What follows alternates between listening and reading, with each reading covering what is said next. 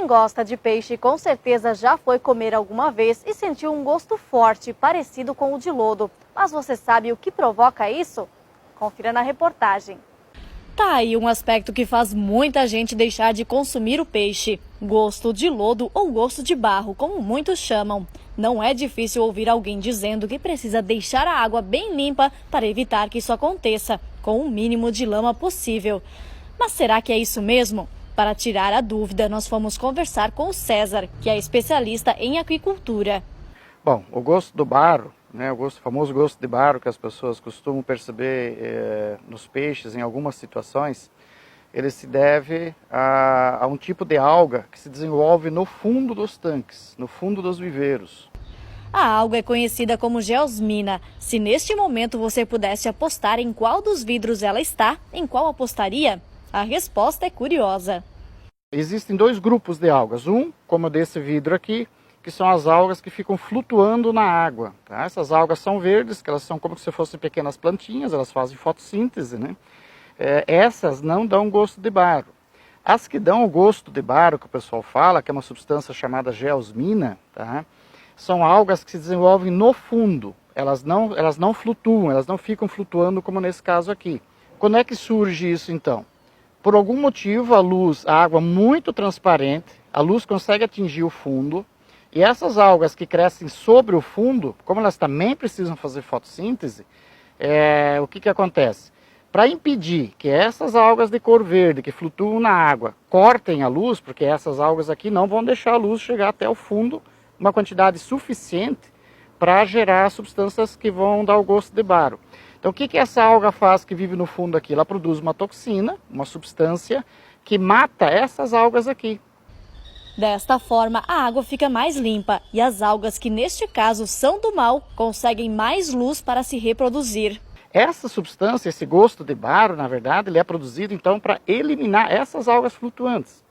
Só que essa substância que é produzida por essas algas, a geosmina, ela tem uma característica de se aderir muito fácil à gordura, tá? Por isso que aqui na região, por exemplo, o pessoal costuma dizer que a carpa comum, né, a carpa húngara também chamada, ela tem um gosto muito forte de barro. Geralmente ela é criada numa água transparente ou turva de barro, numa água barrenta, tá? Não numa água verde. Este sabor de lama ou terra também é conhecido como off-flavor e é um dos principais problemas hoje do mercado brasileiro de peixes. A gente acha muito bonito, né, o peixe na água limpa, cristalina, né? Mas isso não é o ambiente natural dos peixes de criação. Tilápia, carpas, os bagres, né, etc, etc. Os peixes redondos, tambaqui, pacu, etc. Eles são peixes que, para se desenvolver, eles precisam de água parada e uma água verde. Isso às vezes parece um pouco estranho para as pessoas, mas a água verde ela é uma demonstração de que química e biologicamente ela está em equilíbrio. César explica que o problema não está em todas as lagoas de produção de peixe, porque os piscicultores que usam tecnologia já estão cientes de quais técnicas devem ser usadas para uma água de qualidade. Por que nós identificamos ela com cheiro de barro? Isso é importante, isso é uma coisa mais psicológica do que prática, na verdade, né?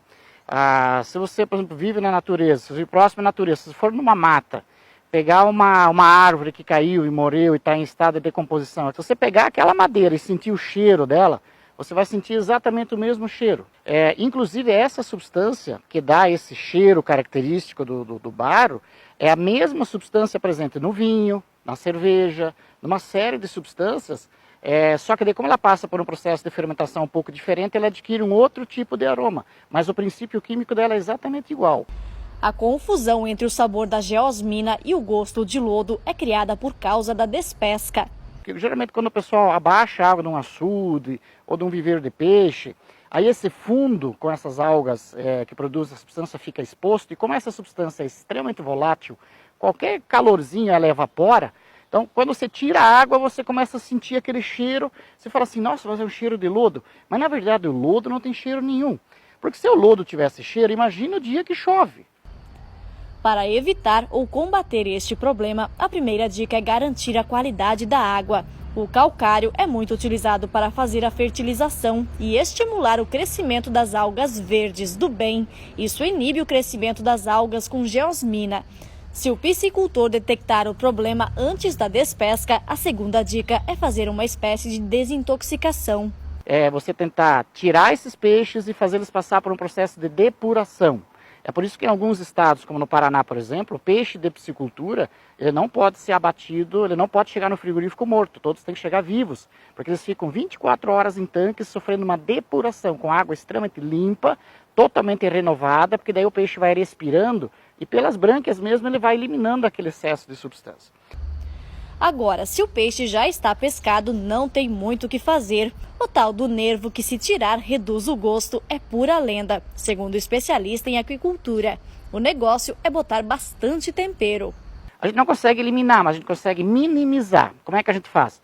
Coloca um pouco de limão, deixa ele no suco de limão, né? Geralmente elimina grande parte. É muito difícil a pessoa ainda perceber o gosto depois, deixando de molho umas 2, 3 horas no suco de limão, com sal, temperado, uma coisa assim. O limão ele tem um ácido, né, um ácido cítrico, que vai reagir com esse gás e vai forçar ele a sair. E deixa aberto, não tampa a bacia, não lacra ela. Deixa aberto para que esse negócio possa evaporar. É importante ressaltar também que a geosmina não é tóxica. Essa substância não produz toxidez para o ser humano, tá? Ou para algum animal, alguma coisa assim. Podem ficar tranquilos em relação a isso. Ela só funciona como toxidez mesmo para outras algas, né? Para animais ela não tem efeito nenhum, que não seja essa questão desagradável do cheiro e do gosto.